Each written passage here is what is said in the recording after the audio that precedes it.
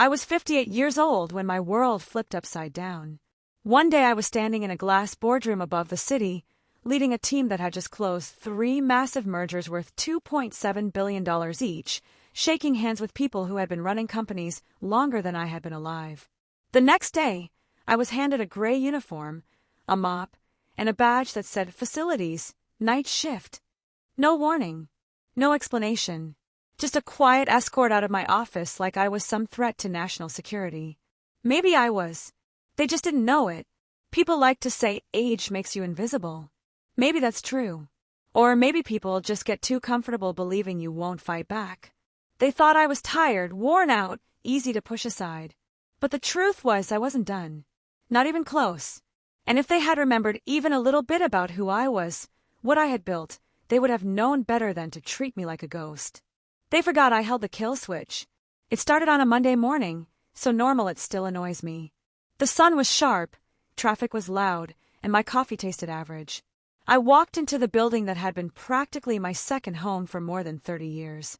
A place I defended, grown, and protected like something I had raised myself. But the atmosphere felt off the moment I stepped inside. People avoided eye contact. The front desk guard gave me an uncomfortable smile. Even the elevator seemed slower that day, like it already knew what was coming. When the HR director called me into her office, she didn't offer water. Didn't make small talk. She just slid a folder across the table and wouldn't look at me. Inside was a single sheet of paper. Role change due to restructuring. That was the phrase they used. Restructuring. As if I was a chair they decided to move or a file they didn't know where to place. No emotion. No dignity. Just cold corporate language that meant, you are too expensive to keep, too old to risk promoting, and too experienced to fire without a PR nightmare. They transferred me to janitorial duty. Not even daytime janitorial duty. Night shift. I had helped build that company's entire risk management system. I had been the one they called when a negotiation was falling apart, when a deal needed rescue, when the legal department couldn't see a way through. I had closed some of the biggest mergers in our industry's history. I had saved them from collapse when a competitor tried to buy them out. I had stayed loyal, too loyal maybe. And yet, here I was, scrubbing coffee stains off marble floors I used to walk across in $1,000 shoes. At first I laughed.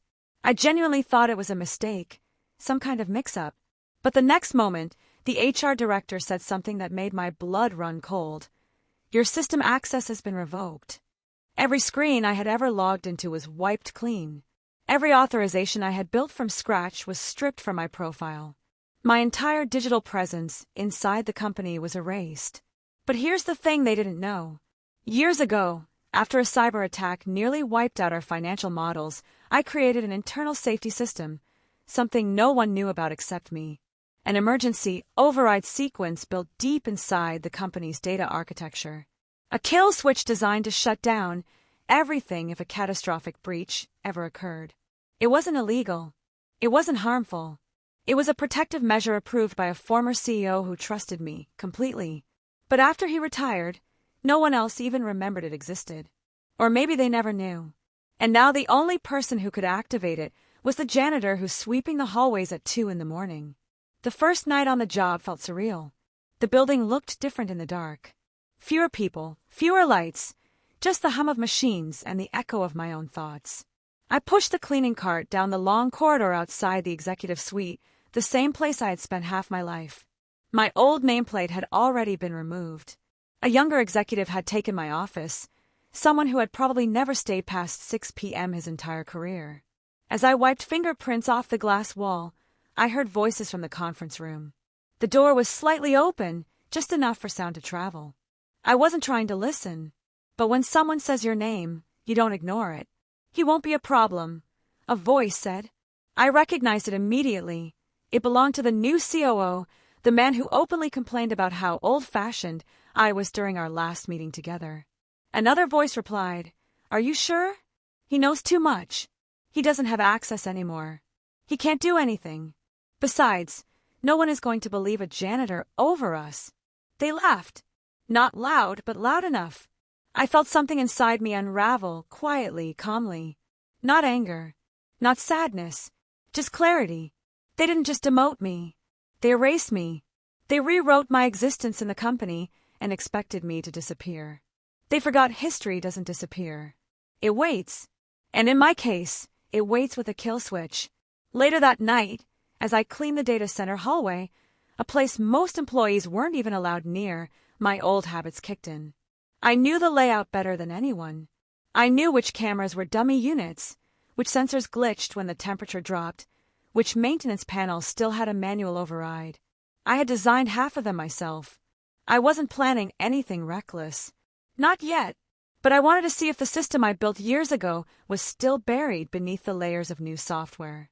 A little tap on a locked panel, a code quietly typed on a keypad, a quick glance at a hidden menu that shouldn't have still existed, and there it was. My emergency override, my invisible fingerprint still alive inside the company's backbone. That's when I knew something big was coming, something they weren't telling me. And whatever they were planning, they believed I was powerless to stop it. They believed I was nothing more than a janitor now. But they were wrong. Because if they pushed me too far, if they tried to use the company for something dangerous, or unethical or disastrous, I still had the power to shut everything down with one command. And that night, as the hallway lights flickered and the building creaked around me, I realized something even more unsettling. Someone else knew about the kill switch. I wasn't supposed to know that. Not yet. But I heard footsteps behind me, deliberate, slow, familiar, and a voice whispered my name in the dark. The same voice I hadn't heard in years. And suddenly everything I thought I knew about my demotion felt like only the beginning.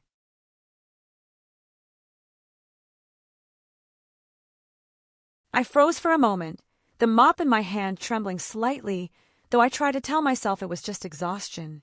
The footsteps behind me didn't stop. They were deliberate, almost taunting. I didn't need to turn around to know who it was. The voice carried the same calm authority it always had, the kind that made you follow instructions even when you disagreed. It was the CEO who had retired years ago, the one who had trusted me enough to let me build the kill switch in the first place. But why was he here now? And why in the middle of the night, when the building was supposed to be mine alone? "You still remember," he said softly, stepping into the dim light. His face was lined with age, but his eyes carried the same sharp intelligence that had once made me feel both challenged and inspired. "Most people forget. Systems change, people change. But not you." "I remember everything," I said, trying to sound steadier than I felt. "I also know that someone else knows about the kill switch. Why are you here?" He paused, as if weighing how much he could reveal. "I can't tell you everything yet, but they're moving faster than anyone anticipated. The board isn't what it used to be, and the new COO, he's not just inexperienced. He's reckless. He's going to push the company into a corner where there's no way out." The words sank into me. Reckless. Corner. Those weren't just corporate buzzwords. They were warnings. And I realized that the demotion, the erase of my access, the quiet humiliation, it hadn't been random. It had been part of something much bigger. Something I didn't yet understand, but that had been building long before they decided I was too old to matter. "You should have retired quietly," I said, trying to keep the anger from creeping into my voice. "Why are you involving me in this now? I'm just a janitor." "Janitor." He smirked, a small, knowing smirk. "You've always been more than that. You just needed a reminder." And clearly, the company needed a reminder too. The thing you built, the kill switch, it's not just a failsafe. It's a warning system. And someone has triggered the first alerts without knowing what they've done. I felt a chill run down my spine. Alerts. Triggered. The quiet control I had prided myself on, the secret safety net I had left untouched, was no longer just mine to command. Something or someone had poked at it, testing it, maybe even trying to use it. And now, the very thing I had built to protect the company could become the exact leverage someone needed to bring it down. "I need to know everything," I said, lowering the mop and leaning against the wall for support. "Start from the beginning. What's happening?" He nodded and motioned for me to follow. We moved down a service corridor I had walked hundreds of times, but never really noticed. It was quiet here, almost eerily quiet, the hum of servers behind the walls like a heartbeat. "The company has changed since I left," he began. "The board has shifted priorities. Deals you thought were secure are no longer untouchable. The new management thinks efficiency means replacing experience with cheap labor, cutting corners, and taking risks that could backfire spectacularly. I remember those boardroom meetings, the way the COO had pressed me on deadlines and budgets. Now it made sense, the confidence, the impatience, the arrogance. He wasn't just a poor leader. He was dangerous because he didn't understand what could happen if the wrong button got pressed, or the wrong system was tampered with.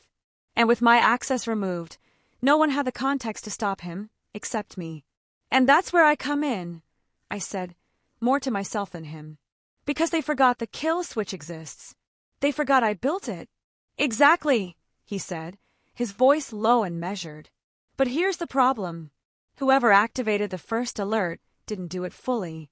They triggered a warning, but they don't know how deep the system goes. The kill switch isn't just a shutdown. It's a network of safeguards, redundancies, and alerts that only someone with your knowledge can navigate.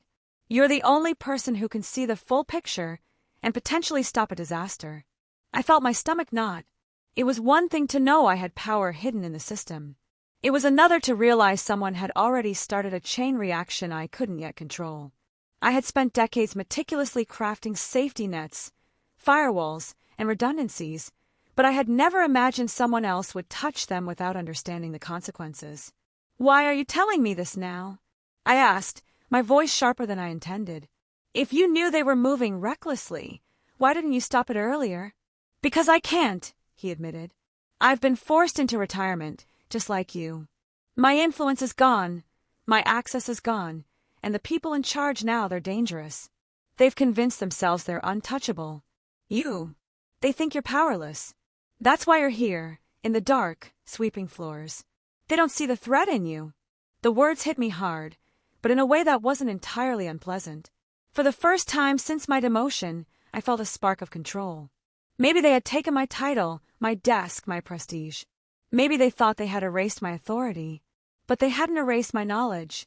My knowledge was still alive, and in some ways, it was more powerful than my old corporate credentials ever had been. We walked past a locked server room, one I had helped design from scratch. This is the heart, he said, tapping lightly on the door. Everything runs through here. The kill switch is embedded in multiple layers. Only someone like you can navigate it safely. Anyone else would trigger total chaos. I nodded slowly, trying to take in the magnitude of what he was saying. It wasn't just about protecting the company anymore. It was about preventing a collapse so catastrophic that it could ruin lives, investments, and perhaps even more. The stakes were higher than I had imagined. And the person who triggered the first alert? I asked, "Do you know who it is?" He hesitated. "No, not yet. That's why we have to be careful. Whoever it is, they have inside access, and they're clever. They've managed to activate part of the system without fully understanding the consequences. That means they could be testing the waters, or preparing for something bigger." I felt a cold weight settle in my chest. Someone was playing with a system I had built. Someone was probing for vulnerabilities. And I, the very person they thought was irrelevant, was now the only line of defense. The mop in my hand suddenly felt heavy, not just because of the cleaning chemicals, but because it symbolized the irony of the situation. My life's work, the foundation of an empire, and now my only tool to protect it, was in the hands of someone who had erased me from their memory. "You're not just a janitor anymore," he said quietly.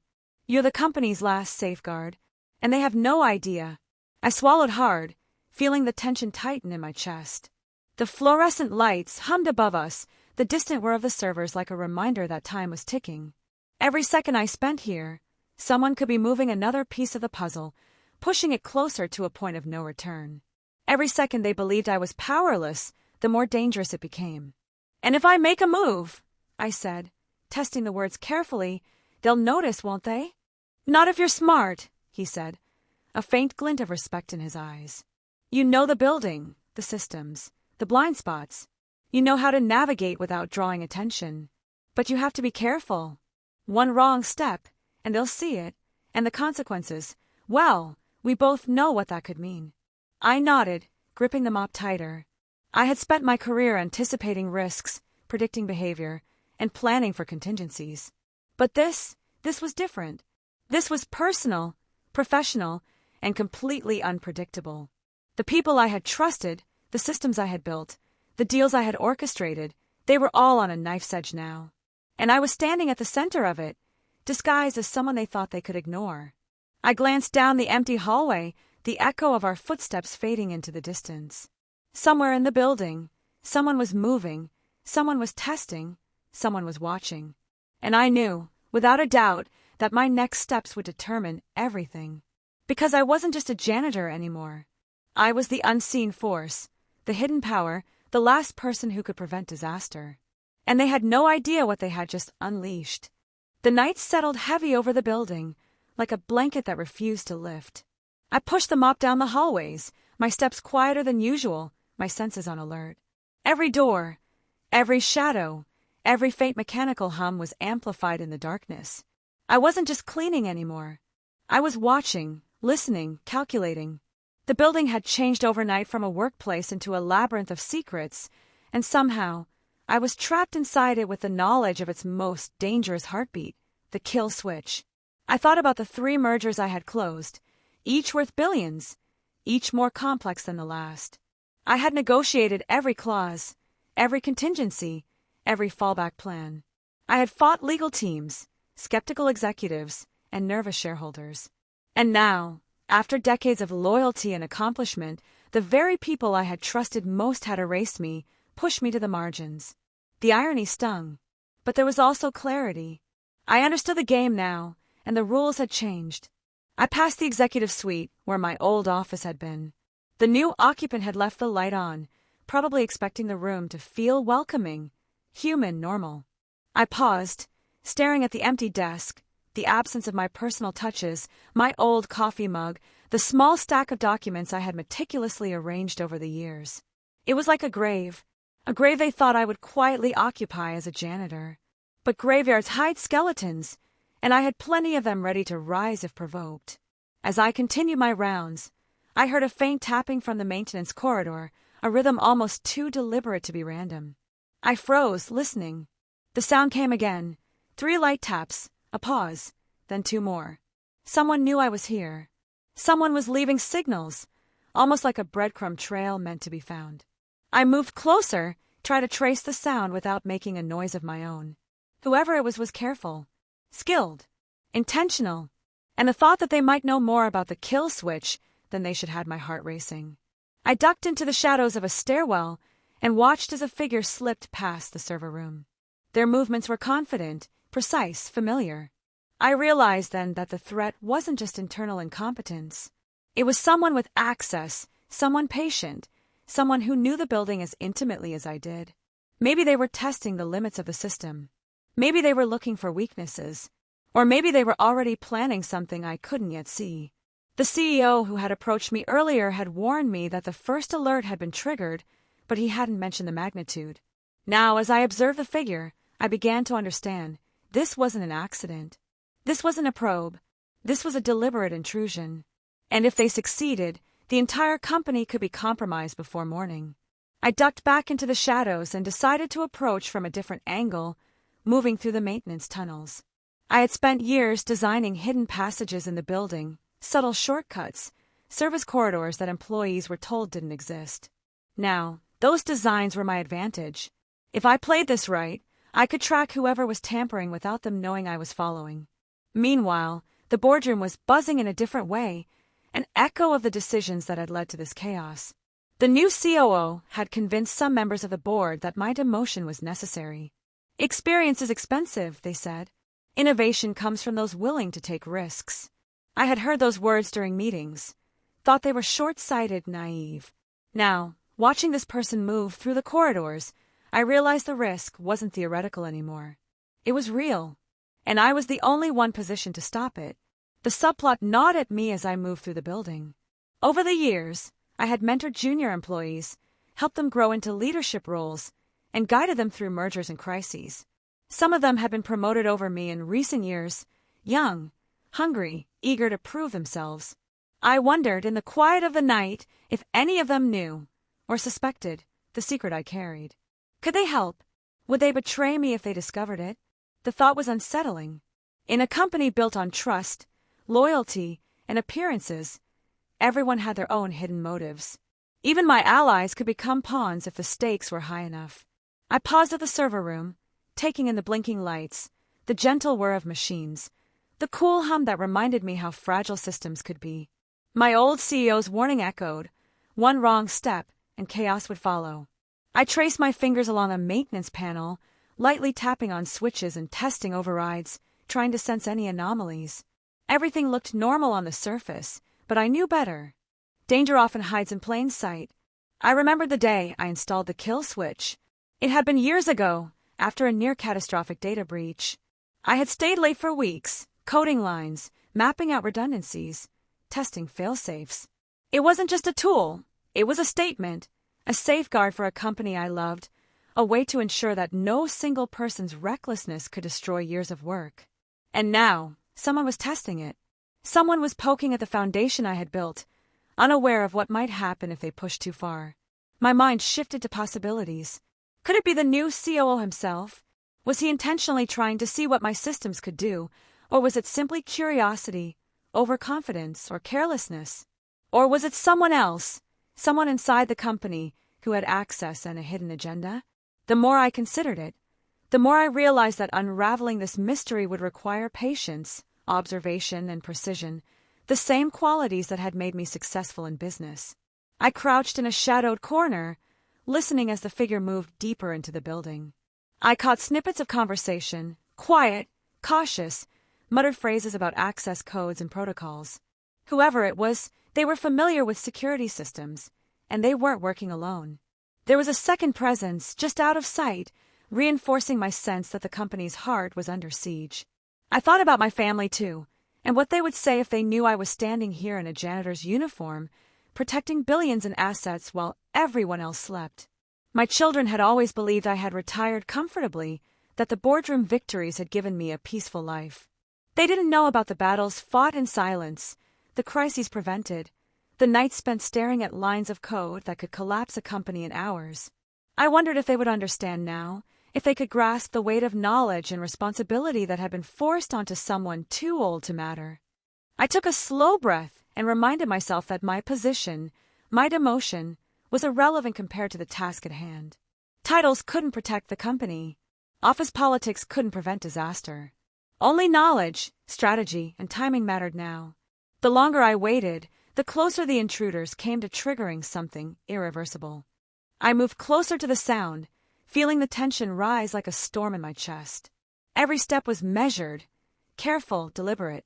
I couldn't afford to make a mistake. I couldn't afford to be seen. And yet, I knew that if I stayed hidden too long, I might miss the critical moment to act, to intervene, to prevent them from crossing the line that could destroy everything. And then, in the faint glow of emergency lights, I saw it. A small panel I had installed years ago, one designed for emergency overrides, flickering with unauthorized access attempts. My heart skipped a beat. Someone had found the first layer of the kill switch. They had started unlocking it without understanding the consequences, unaware that every move they made was being watched and could be countered by someone who had built the system from scratch. I clenched my fists, my knuckles white, and whispered to myself, "This isn't over." Not by a long shot. Somewhere in the building, they were moving closer. Somewhere in the shadows, the next part of the plan was unfolding. And somewhere inside me, a long-dormant instinct, sharpened by decades of experience and near misses, was waking up. The night was far from over. And so was the story. The building had grown quieter, almost unbearably quiet, except for the soft hum of servers and the occasional clatter of distant machinery. I moved slowly, deliberately, my senses stretched to their limits. Every shadow seemed alive. Every sound seemed amplified. I could feel the weight of the night pressing down, as if the walls themselves were aware of the storm brewing inside. I wasn't just a janitor anymore. I was a guardian, a sentinel standing between a company worth billions and total collapse. The panel in the server room continued to flicker with unauthorized access. Whoever was trying to breach, it clearly didn't know the full scope of what they were tampering with. I had built layers upon layers of protection, backups, redundancies, and contingency triggers. One wrong move, and the kill switch could cascade through the system, locking down operations, erasing critical data, or triggering alerts that might cause panic across the company. I could feel the danger pulsing through the circuits like electricity through my veins. I crouched near the maintenance corridor, listening for the faintest indication of movement. Then I heard it, a muffled whisper, a coded exchange of words I couldn't quite make out. Two people, carefully avoiding detection. They were methodical, testing limits, probing weaknesses. Whoever they weren't amateurs. They had access, inside knowledge, and intent. And the closer I listened, the more I realized that this was more than just a curiosity-driven intrusion. This was a plan that could destroy everything if I didn't act. I thought of the boardroom, the executives who had ignored experience in favor of speed and cost-cutting. They had sidelined me, dismissed me, called me irrelevant. But none of them understood that experience is more than memory or title, it's instinct. I had spent decades anticipating moves just like this, building safeguards for every possible misstep. And now, the very systems they had forgotten existed were the only things standing between disaster and control. I moved silently down the hallways, sticking to the shadows. The building felt like a maze tonight, every familiar corner twisted into an unpredictable trap. The intruders were close, so close that I could hear the faint shuffle of shoes, the click of security keypads. Whoever they were, they had no idea I was following. I allowed myself a small measure of satisfaction. Let them underestimate me. Let them think the janitor couldn't see. As I navigated the service tunnels, my mind drifted briefly to the people I had once trusted. The junior employees I had mentored, the executives I had guided through mergers and crises, any of them could have turned against me, influenced by ambition or fear. I couldn't afford to assume loyalty. Trust was a luxury I didn't have tonight. Everyone's motives were hidden, and hidden motives are the most dangerous kind. Then I reached the first checkpoint of the kill switch system. The intruders had started interacting with the interface, their fingers pressing buttons I had designed years ago, unaware that they were stepping into a network I could override. I recognized the pattern immediately, a slow, cautious probing, like someone testing the water before jumping in. But their lack of understanding made the system unpredictable. One wrong move, one inadvertent command, and it could cascade. I crouched low, analyzing their pattern. They were trying to bypass redundancies I had installed, attempting to reach the core modules. The risk was enormous. I had to decide, intervene too soon and reveal myself, too late and risk the chain reaction. My heart pounded as I watched their progress through a small security monitor I had secretly retained access to. Every second stretched, every breath measured. Somewhere in the building, the night security system clicked and whirred, responding to movements I hadn't triggered. I realized they had tripped a silent alarm, but not enough to alert anyone. Just enough to make me aware. Someone else had been inside recently, leaving faint traces, probing for weaknesses. They were thorough, careful, dangerous. And if they succeeded, the consequences would ripple far beyond this building. I remembered my old CEO's words, the warning he had given me in hushed tones. One wrong step, and the consequences aren't just financial. They're human. It had taken me decades to fully understand the weight of that statement. Tonight, I felt it in every nerve, in every pulse, in every shadow moving across the walls. I moved closer, keeping my distance but narrowing the gap. My mind raced, recalling every contingency I had ever coded, every backup, every escape route. I had built the kill switch to be almost unbreakable, but I hadn't built it to withstand deliberate tampering by someone with access and intent. The thought gnawed at me. This wasn't a test. This wasn't a casual curiosity. This was the moment where my knowledge, my instincts, and my experience mattered more than anything else in the company. Then I saw movement from the corner of my eye, another figure, this one quieter, lurking behind a server rack. I didn't recognize them, but their presence meant one thing. I wasn't dealing with a single intruder. Someone else was inside, coordinating, possibly communicating, possibly observing. The complexity of the threat had multiplied, and the tension ratcheted higher. One mistake, and everything I had built, everything I had protected, could spiral out of control. I took a deep breath, calming myself, focusing on the task ahead. My years in the boardroom, the countless negotiations, the crisis management, they all led to this moment.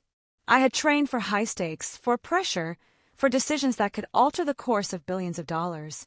Now, stripped of title, stripped of authority, wearing a janitor's uniform, I had to rely on that training alone. My advantage was knowledge. My weapon was strategy.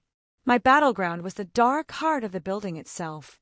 I edged closer to the first intruder, watching their fingers hover over the override panel. The air felt heavy, thick with anticipation, with the unspoken understanding that one wrong command could trigger a catastrophic failure. I remembered each line of code, each hidden lock, each silent alarm I had installed. I could feel the energy in the room, the tension almost tactile, like static before a storm. A faint beep sounded. One of the intruders had tripped a subroutine I didn't expect them to notice yet. Their heads snapped toward the panel, eyes widening. I remained in the shadows, unseen, feeling a flicker of hope and dread at the same time. They were skilled, but they weren't me. They didn't know the system as I did. And yet, the uncertainty of their next move made my stomach tighten. I glanced at the secondary intruder, the one behind the server rack. They were silent, calculating, possibly observing or relaying information to someone else. The realization hit me. This wasn't just about a rogue employee. This was coordinated, calculated, and potentially dangerous on a scale I hadn't yet imagined. Every instinct screamed that the next few minutes would determine the fate of the company, possibly in ways that couldn't be undone. The hallways were empty, the fluorescent lights flickering in random patterns. The servers hummed like a heartbeat. I could hear my own pulse in my ears. I could see every detail of the intruder's movements, every hesitation, every calculated pause. And I understood something crucial.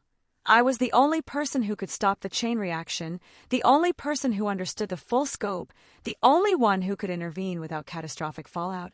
But stepping into action meant revealing myself. It meant confronting danger head-on.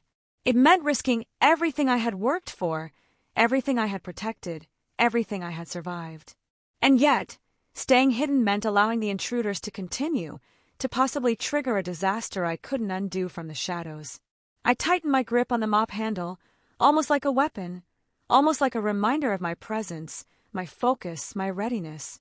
Every instinct, every strategy, every lesson from decades of corporate survival surged through me. The moment of reckoning was approaching. The tension was unbearable, electric.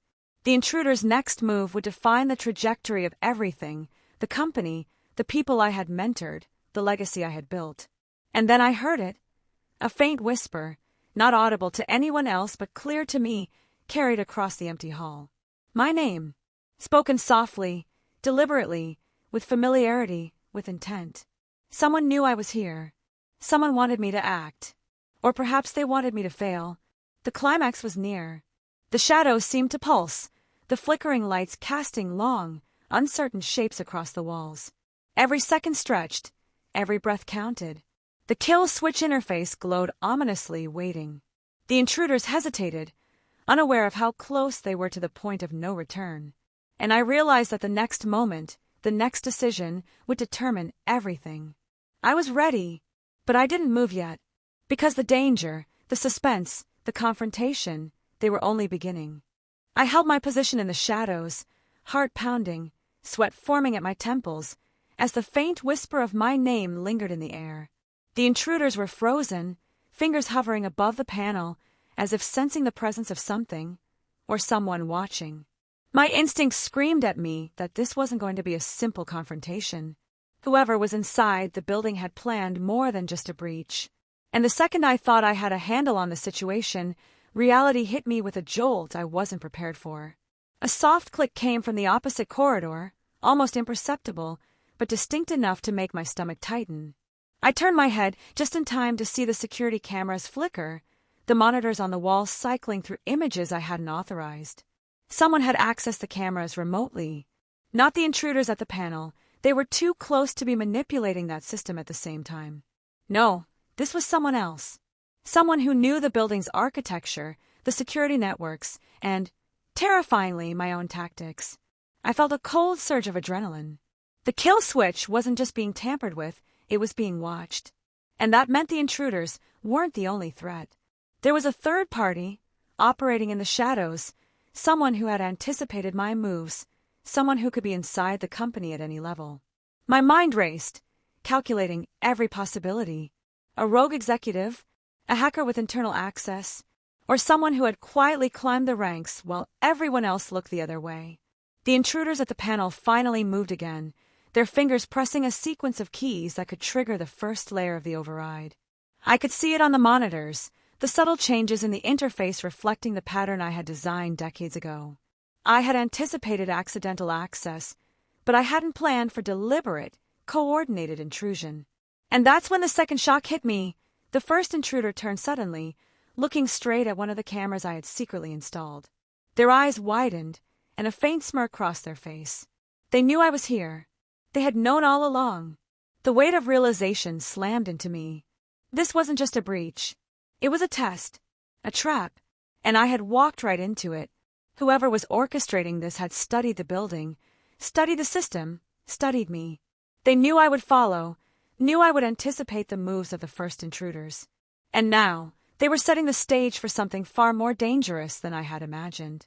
I retreated slowly, trying to reposition myself without drawing attention. My brain raced. If I intervened too soon, I would reveal my presence to the intruders, possibly triggering a chain reaction in the system. If I waited too long, they could penetrate deeper layers of the kill switch, potentially compromising critical operations.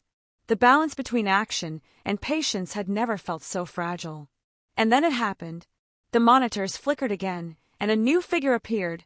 Someone I recognized immediately, though I hadn't expected them to be involved. One of the executives I had once mentored, someone I had trusted, someone who had seemed loyal and eager to learn.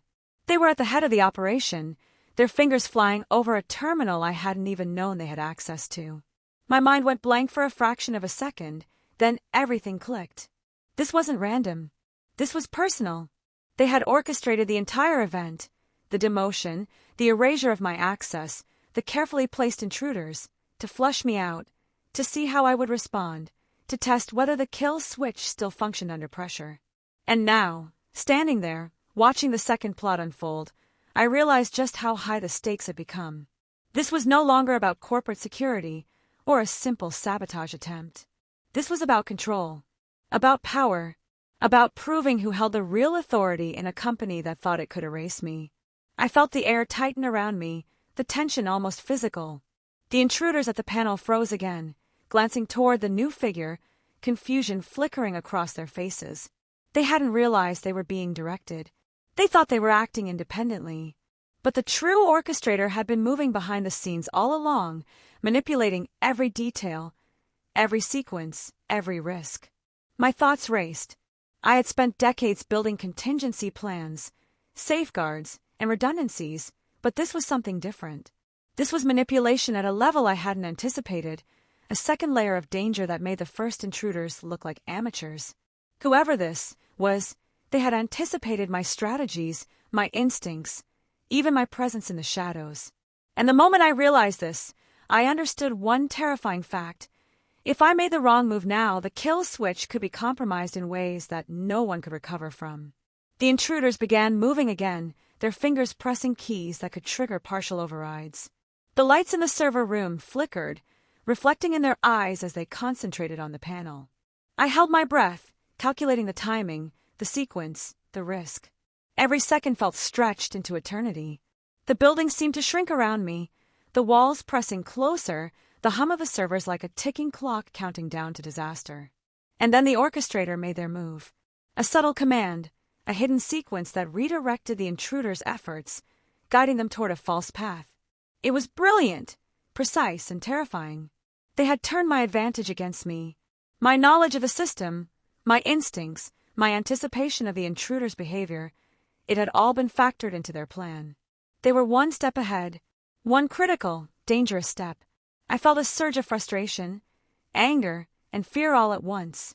I had been underestimated, yes, but now I was being tested on every level. Every decision, every movement, every calculation mattered more than ever. The intruders at the panel were still unaware of the full depth of the danger. They were skilled, but inexperienced. And the orchestrator, the executive I had once trusted, was pulling the strings in ways I hadn't predicted. The hum of the servers grew louder, almost like a heartbeat, a warning that time was running out. The kill switch interface blinked ominously, reflecting the intrusion attempts, the missteps, the calculated moves of those who didn't fully understand the stakes. I felt the full weight of the responsibility pressing down on me. One false move, one misstep, and the company I had spent decades protecting could unravel in minutes. And then, in the corner of my eye, I noticed a faint movement, a shadow shifting where it shouldn't be.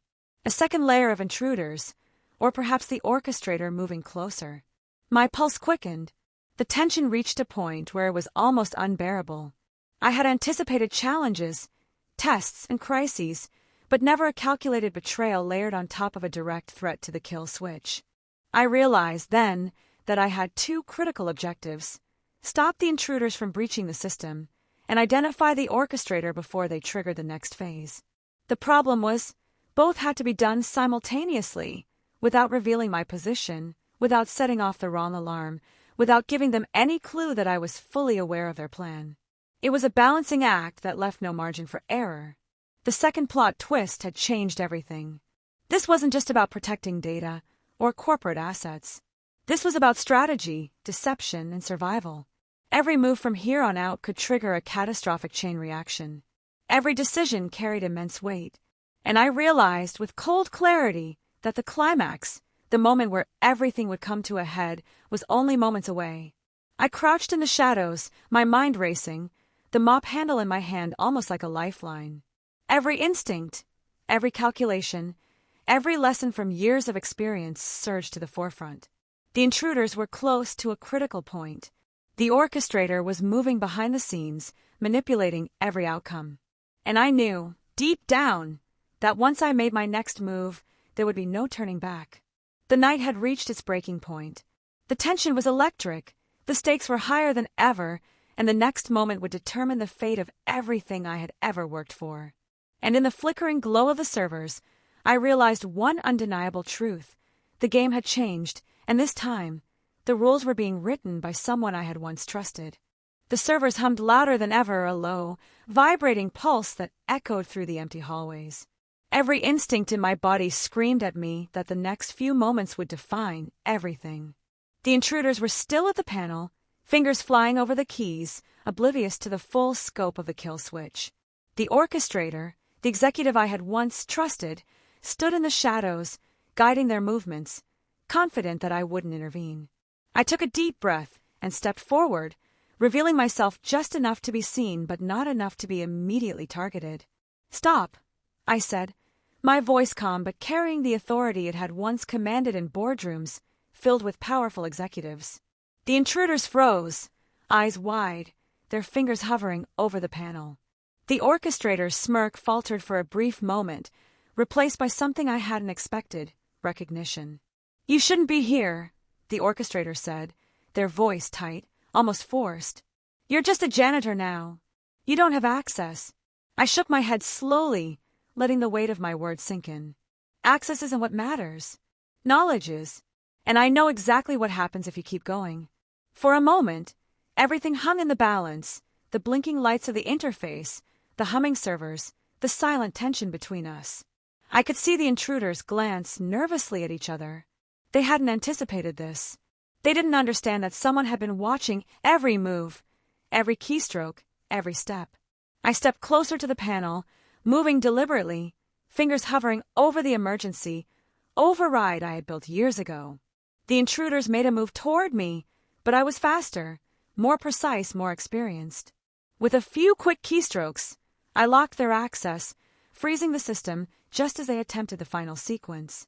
The monitors blinked, alarms remained silent, and the blinking interface on the kill switch confirmed it. I still controlled it. The orchestrator's eyes narrowed. You still remember everything." "I never forgot," I said. "And you underestimated me."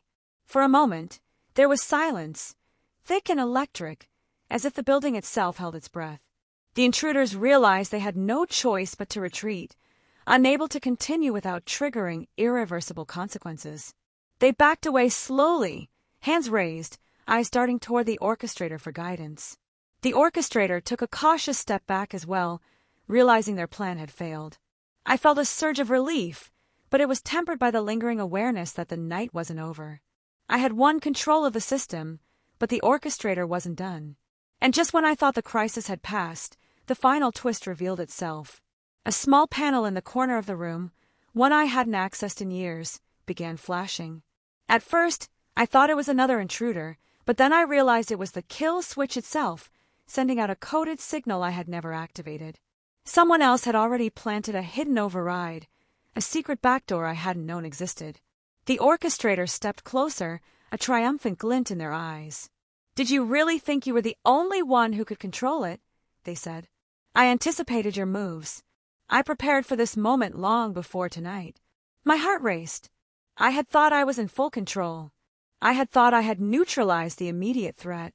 But the final twist reminded me that in a world built on secrets, experience, and hidden layers, there was always someone else playing a deeper game. I took a slow breath, steadying myself.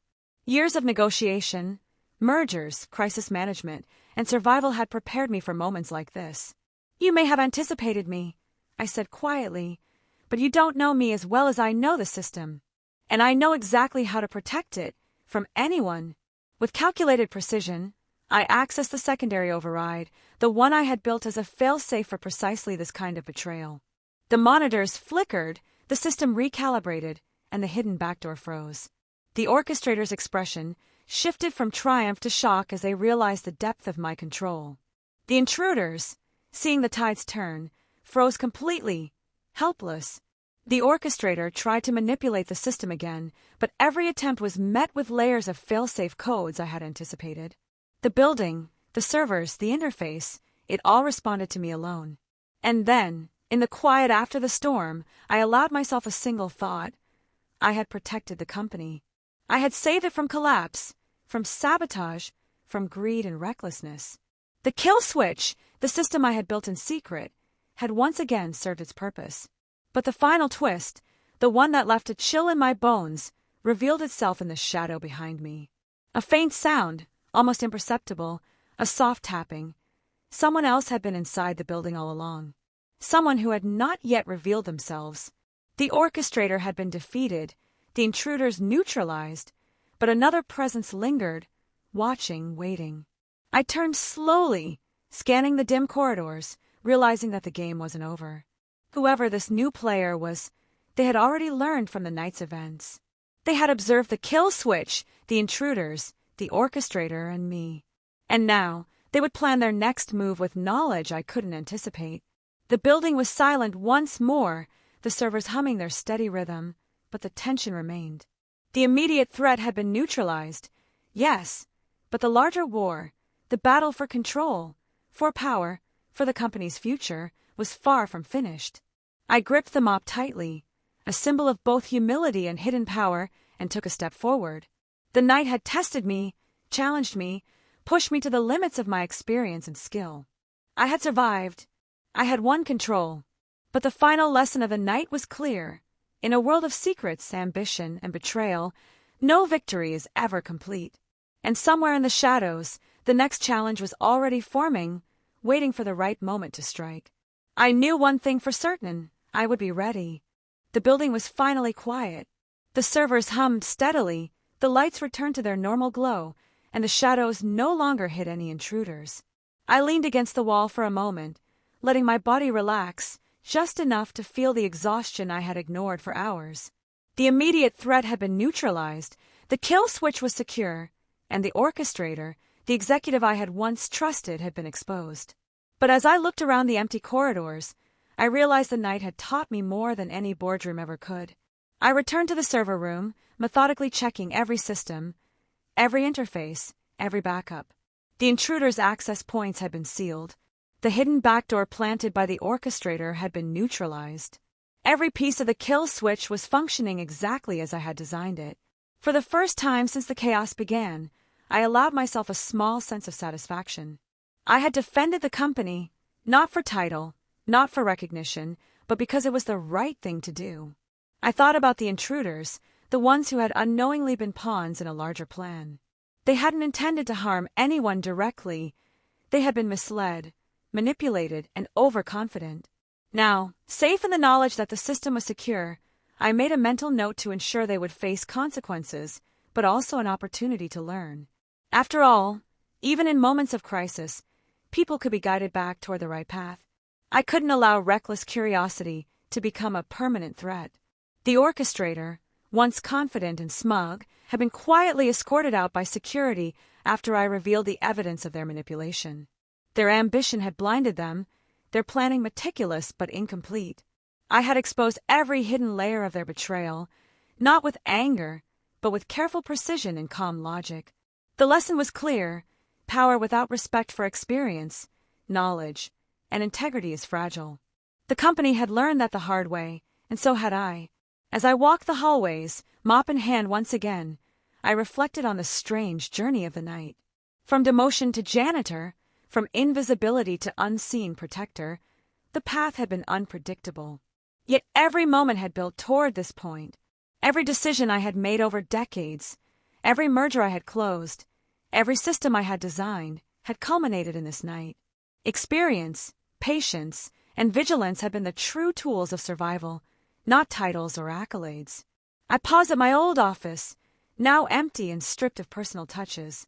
I remember the countless hours I had spent negotiating deals, navigating corporate politics, and safeguarding billions of dollars in mergers. The irony wasn't lost on me. My most critical contribution to the company hadn't happened in the boardroom but here, in the quiet of the night, in shadows, protecting systems most people didn't even know existed. The junior employees I had once mentored came to mind. Many of them had risen through the ranks, some now holding positions I had once occupied. I wondered how much of what had happened they would ever understand. Leadership wasn't just about ambition or titles, it was about foresight, integrity, and responsibility. I hoped they would see that in the aftermath, even if I never told them directly. By the time dawn began to light the sky, the building had returned to its normal rhythm. Lights flicked on in offices, computers booted up, and employees arrived unaware of the night's events. They moved through the halls, busy with meetings, deadlines, and morning routines, oblivious to the danger that had just passed. I watched them silently, feeling a quiet pride. My role had been hidden, invisible, and yet essential. I had been underestimated, but tonight had reminded me, and the company, what true experience could accomplish. I made one final round through the server room, checking redundancies and backups. Everything was as it should be. The kill switch, my creation, was secure. But I also knew it wasn't just a tool, it was a lesson. A reminder that vigilance, knowledge, and integrity are more important than authority or recognition. Whoever had tried to manipulate the system had underestimated not just the technology, but the person who had designed it. As I finished my rounds and returned to the janitor's closet to store my equipment, I paused to reflect on what had changed.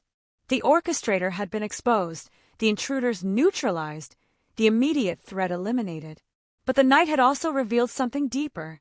Power, knowledge, and foresight are never fully visible to the world. They often reside quietly in the minds and decisions of those willing to act when no one is watching. And in that quiet vigilance, true strength is born. I thought about the lessons I would carry forward. Experience is invaluable, yes, but it must be paired with adaptability. Knowledge is powerful, but only if it is used wisely. Loyalty is rare, but those who possess it can make the difference between disaster and survival. The night had tested every principle I had lived by, and I had emerged with clarity, understanding, and an even deeper appreciation for the responsibilities I carried, whether recognized or not. I glanced back at the server room one last time. The humming machines felt almost alive, as if acknowledging the work I had done. I had protected the company, yes, but more than that, I had honored the systems, the people, and the values I believed in. And in doing so, I had reaffirmed something I had forgotten during the long, slow climb of corporate life. The true measure of power is not in recognition or title, but in the impact of the choices we make when no one is watching. As I exited the building, mop in hand, I felt the cool morning air on my face. The city outside was waking up, busy and unaware, carrying on with its routines. I smiled faintly, realizing that while the company's employees might never know the danger they had narrowly avoided, the lessons of the night would remain, embedded in systems, in policies, and in the minds of those who survived it. And I, though returning to my quiet, unassuming role, would carry my own sense of accomplishment. I had been demoted, yes, but tonight had reminded me that titles don't define value. Action, knowledge, and integrity do. I paused at the corner of the street, looking back at the building one final time. The sun was rising, golden light spilling across the windows, reflecting a new day. It was a moment of peace, but also of vigilance. The orchestrator had been dealt with, the intruders neutralized, but I knew the world would continue to throw challenges, tests, and unexpected twists. And I would face them, not as a janitor, not as a former executive, but as someone who understood the true weight of responsibility and the quiet power of knowledge and experience. With a deep breath, I started walking, leaving the building behind, knowing that my story, my lessons, and my vigilance would remain, invisible but vital. The night had ended, the company was safe, and the legacy of the kill switch and the person who had built it would endure. I had been underestimated, overlooked, and dismissed. But in the end, it was never the title that mattered. It was the choices we make when the world is watching and when it isn't. And as I disappeared into the morning crowds, I felt a quiet satisfaction. The battle had been won, the systems were secure, and the company would continue to thrive. But one thought lingered, subtle and haunting. In a world of hidden agendas and ambition, vigilance is never finished. There will always be another challenge, another threat, another test. And when it comes, I would be ready. Because experience, knowledge, and integrity, those aren't things anyone can take away. Those are the things that endure. And that, I realized, is the real power